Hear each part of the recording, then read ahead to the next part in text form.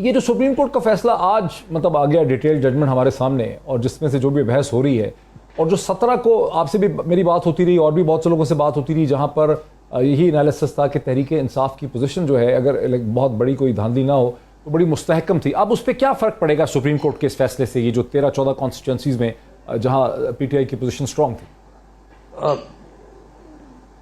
मोहित पीरजादा साहब, ये ज़रूर फ़र्क पड़ता अगर हम इससे पहले कुछ वाक़यात तो हो चुके होते। अब अगर आप देखिए कि इससे पहले वाक़यात ये हुए हैं कि जो पाकिस्तान डेमोक्रेटिक मूवमेंट है, पाकिस्तान डेमोक्रेटिक मूवमेंट ने एक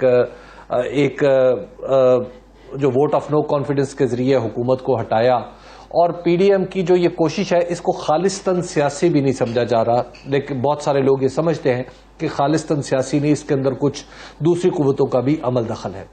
उसके बाद जब इमरान खान इख्तिदार से बाहर आए और फिर पंजाब का मामला आगे बढ़ा, तो पंजाब के अंदर भी ये हुआ कि पंजाब की जो 5 नशिस्तें, मखसूस नशिस्तें थी जिन्होंने डिफेक्ट किया था, उसके बाद होना तो ये चाहिए था उसूली तौर पर जो पाकिस्तान तहरीक इंसाफ की दी हुई फहरिस्तें थी 2018 में, उनके मुताबिक अगले बंदे वहां पर नॉमिनेट कर दिए जाते, लेकिन इलेक्शन कमीशन ने ऐसा नहीं किया। इलेक्शन कमीशन ने बिल्कुल गैर मंतकी तौर पर उसको जोड़ दिया कि जनाब चूंकि 17 जुलाई को इलेक्शन होना है, हम उसके बाद इसकी देखेंगे कि किसके हिस्से में कितनी नशिस्तें आती हैं।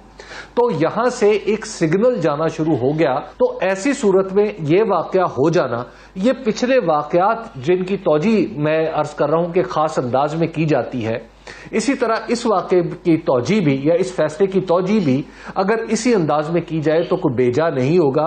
लेकिन बहरहाल जिस तरह पिछले वाकयात अवामी सतह पर को बहुत ज्यादा असर नहीं डाल पा रहे, इसी तरह ये वाकया भी मुझे नहीं लगता कि अवामी मूड के अंदर किसी बड़ी बुनियादी या जौहरी तब्दीली की वजह बन सकता है।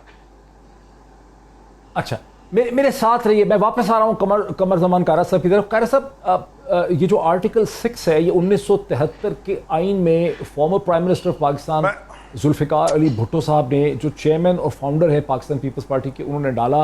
और ये क्लियरली ये था कि जो फौजी जर्नैल ताला आजमा है, जो मार्शल लगाते हैं, जो सिविलियन कॉन्स्टिट्यूशन को डिसरप्ट करते हैं, उनके खिलाफ इसने इस्तेमाल होना था। अब अलमिया ये है कि किसी फौजी आमर के खिलाफ अगर इसको इन्वोक करने की कोशिश की गई तो सुप्रीम कोर्ट, जैसे कि जफर अली शाह साहब का केस है, तो सुप्रीम कोर्ट जो है वो ज़ाहिर है इतनी मॉरल करेज नहीं कर सकी, कोई और ही हल उन्होंने उस वक्त उसका निकाल लिया, और जिसकी वजह से और भी किसी पॉलिटिकल पार्टी की एलिमिनेशन की कायल नहीं है पाकिस्तान में। ये कायरा साहब के मुंह की बात नहीं है या किसी और या पीपल्स पार्टी को खुश करना मतलूब नहीं है।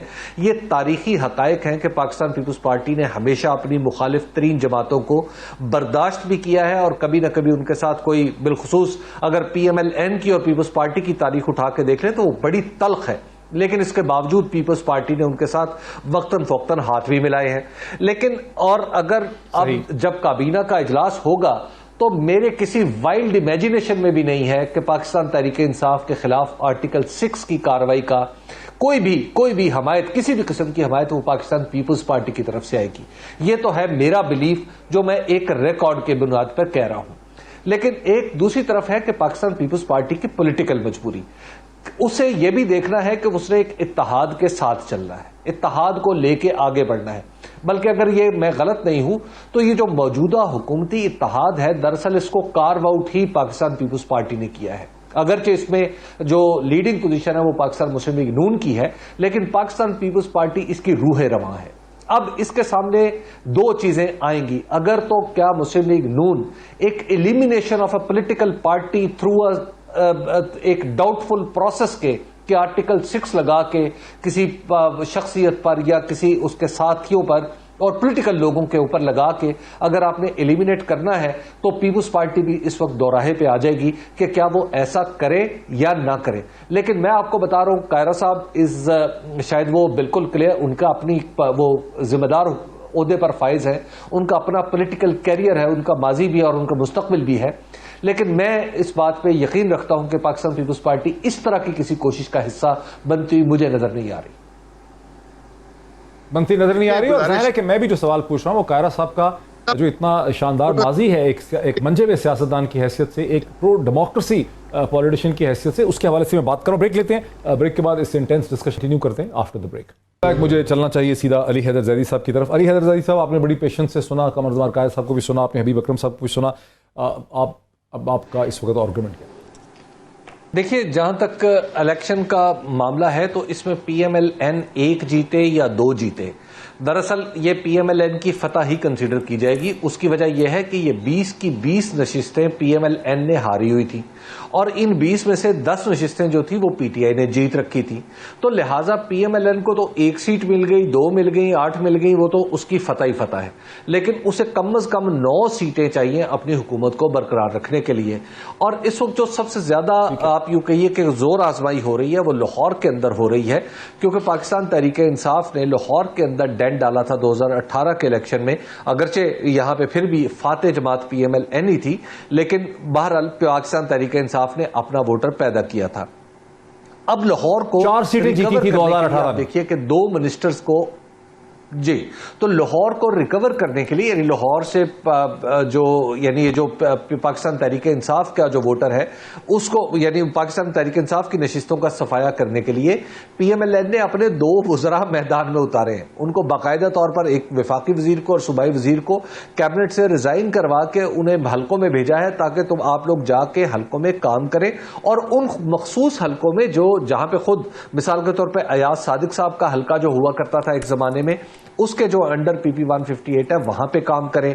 इसी तरह जो दूसरे इलाके में ख्वाजा सलमान रफीक काम करें ताकि लाहौर को रिकवर किया जा सके। तो एक तो ये है। इसी तरह फैसलाबाद में बहुत जोड़ तोड़ हो रही है कि फैसलाबाद भी वो इलाका था जहां पे किसी जमाने में पाकिस्तान मुस्लिम लीग ने उनका तूती बोलता था और वहां पे फिर एक वक्त 2018 में यह भी आया कि जो हमारे राना सनाउल्लाह साहब हैं वो अपनी सूबाई असम्बली की सीट भी हार गए 2018 में।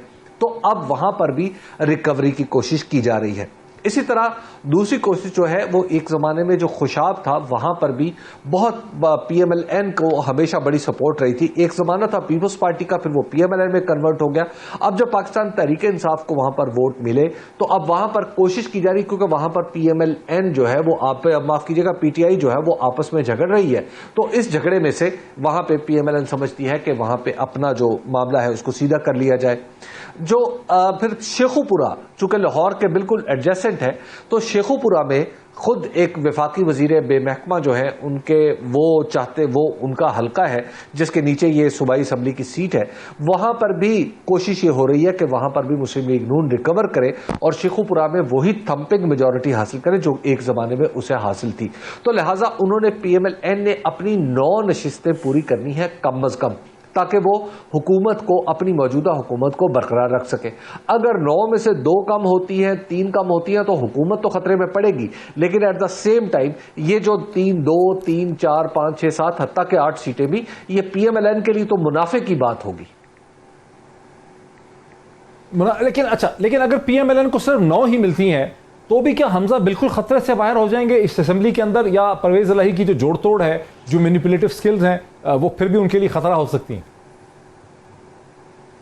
देखिए, फिर खतरा तो जरूर रहेगी, लेकिन बहरहाल एक आप यूं कहिए कि इमीडिएट जो थ्रेट है वो जो इस वक्त लाइफ सपोर्ट पे चल रहे हैं, वो लाइफ सपोर्ट जो है उससे उतर के ये वार्ड में आ जाएगी हुकूमत, जहां पे एक थोड़ा सा मरीज के बारे में स्टेबिलिटी का तासुर पैदा हो जाता है।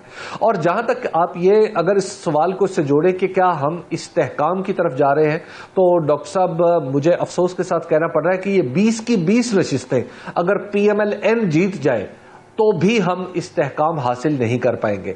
उसकी वजह यह है कि इस वक्त जो फिजा बन चुकी है, अगर ये 20 नशिस्तें भी जीत ले पीएमएलएन तो इस इलेक्शन पे किसी को भरोसा नहीं है। दूसरी तरफ अगर ये 20 की 20 नशिस्तें पाकिस्तान तहरीक इंसाफ जीत ले और वो अपनी सूबे में हुकूमत बना ले, तो इसके बाद भी आप देखेंगे कि यहाँ पे इस्तेहकाम की कैफियत नहीं आएगी। लिहाजा पाकिस्तान की जो जरूरत है इस अदम इस्तेहकाम से निकलने के लिए वो है कि हम इलेक्शन की तरफ जाए, जनरल इलेक्शन।